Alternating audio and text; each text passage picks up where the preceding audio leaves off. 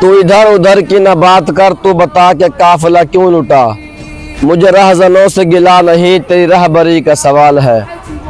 بانی پاکستان قائد اعظم محمد علی جناح رحمۃ اللہ علیہ فرماتے ہیں کہ اسرائیل ایک ناجائز ریاست ہے جس کو امت مسلمہ کے اندر زبردستی گھسایا گیا ہے، اور پاکستان اس کو کبھی بھی قبول نہیں کرے گا۔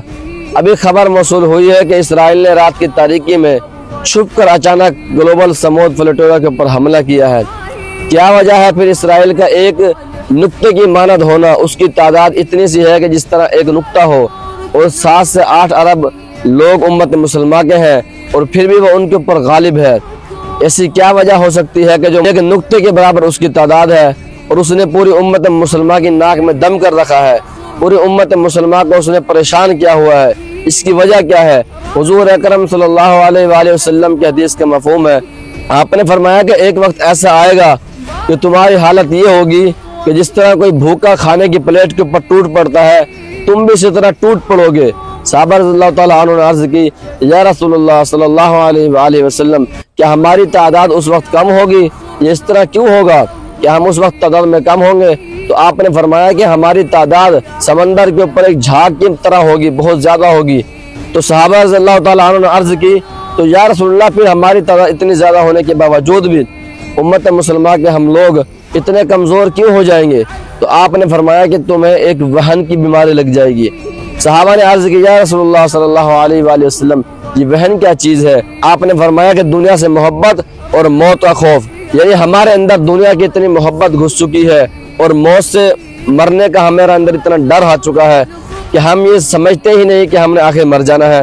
چاہے ہم ظلم کے خلاف آواز اٹھائیں تب بھی ہم نے مرنا ہے، چاہے ہم خاموش رہیں تب بھی ہم نے مرنا ہے، ہم صحت یاب ہوں تب بھی موت آ جانی ہے، بیمار ہو جائے تب بھی موت آ جانی ہے، گھر میں ہو تب بھی موت آ جانی ہے، جنگ میں ہو تب بھی موت آ جانی ہے۔ خالد بن ولید کا وہ جملہ یاد کرو کہ وہ فرماتے ہیں کہ اگر موت کا وقت نہیں آیا، موت خود تمہاری زندگی کی حفاظت کرتی ہے، اور اگر موت جنگ کے میدان میں آنی ہوتی تو خالد بن ولید کب کا شہید ہو چکا ہوتا۔ جب موت کا وقت مقرر ہے، موت اس وقت ہی آئے گی، چاہے ہم محلوں میں چھپ کر بیٹھ جائیں، گھروں میں چھپ کر بیٹھ جائیں، ہم جتنی مرضی خاموشی اختیار کر لیں، کیا ہم لوگ موت سے بچ سکتے ہیں؟ بنگلہ دیش کے ایک شہر کے اندر 22 منزلہ بلڈنگ کو آگ لگ گئی، اور ریسکیو والے اس آگ کو بجھانے کے اندر مصروف تھے۔ تبھی ایک بچہ بیٹھ کے سوچ رہا تھا کہ میں کس طرح اس آگ کو بجھانے میں ان کی مدد کروں، اور بڑی کشمکش میں تھا۔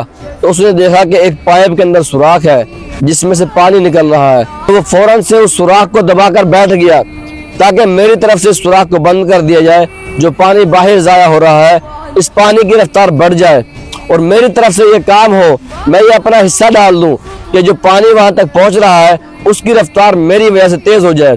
ہم جانتے ہیں کہ ہمارے قطروں سے آگ بجھنے والی نہیں، لیکن ہمیں اس چڑیا کا کردار ادا کرنا چاہیے جو اپنی چونچ کے اندر پانی لے کے آتی ہے، ابراہیم علیہ السلام کی آگ کے اوپر ڈالتی ہے، اس کی چونچ میں جو قطرہ ہے پانی کا اس سے آگ بجھنے والی نہیں، لیکن اس نے یہ ثابت کر دیا کہ میرے حصے کا جو کام تھا میں نے وہ کر دیا۔ جبکہ اللہ رب العزت قرآن کے اندر فرماتا ہے کہ اللہ ہرگز کافروں کو مومنوں پر غالب آنے کا راستہ نہ دے گا۔ تو سوچو، اگر تم مومن ہو تو پھر مغلوب کیوں ہو؟ ہم بریلوی تو ہیں، ہم سنی تو ہیں، ہم شیعہ تو ہیں، ہم اہل حدیث تو ہیں، لیکن افسوس کے ساتھ یہ بات کہنا پڑ رہی ہے کہ مومن کہاں ہے؟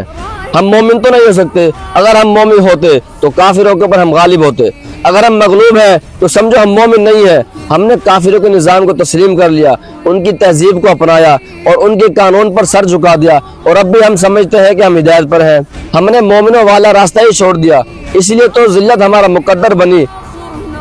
اے نوجوان، اگر تیرے سینے میں امت کے بچوں کی چیخیں کچھ نہیں کرتی، اگر فلسطین کے شہداء کی لاشیں تجھے کچھ نہیں کہتی، اگر تو کفر کے نظام پر خاموش ہے، اگر باطل کے ظلم پر تیرا خون نہیں کھولتا، اگر تو صرف نمازوں کے خالی سجدے لے کر مطمئن ہے، تو سن قیامت کے دن رب کے سامنے جب تو یہ خالی سجدے رکھے گا تو رب پکارے گا، اے میرے بندے، میں نے تجھے طاقت دی، زبان دی، قلم دیا، وقت دیا، میرے دین کا جھنڈا کب اٹھایا، میرے نبی صلی اللہ علیہ وسلم کا نظام کب نافذ کیا، میرے دشمنوں کے خلاف کب للکارا، اور تو خاموش کھڑا ہوگا شرم سے، خوف سے۔ سن لے اے خاموش مسلمان، سجدے وہی قبول ہوں گے جو غیرت سے بھرے ہوں گے، جو باطل کے سامنے کھڑے ہونے کا ارادے سے جڑے ہوں گے، جو امت کی فکر میں بہائے گئے ہوں گے، آنسوؤں سے بھیگے ہوں گے۔